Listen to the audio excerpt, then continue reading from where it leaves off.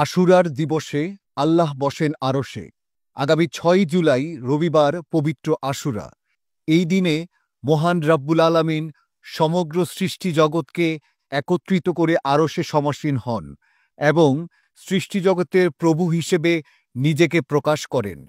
এই মহাপবিত্র দিন উপলক্ষে মহান সংস্কারক মোহাম্মদ ইসলামের পুনর্জীবন দানকারী সুফি সম্রাট হজরত সৈয়দ মাহবুবে খোদা দেওয়ানবাগী হুজুর কেবলাজানের সুমহান শিক্ষা অনুযায়ী সকাল থেকে বাদ জোহর পর্যন্ত দেওয়ানবাগ শরীফে অনুষ্ঠিত হবে আশেকে রাসূল সাল্লাল্লাহু আলাইহি ওয়াসাল্লাম সম্মেলন।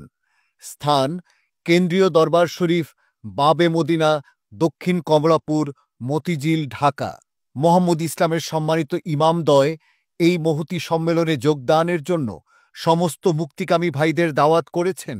আপনারা দলে দলে যোগদান করুন।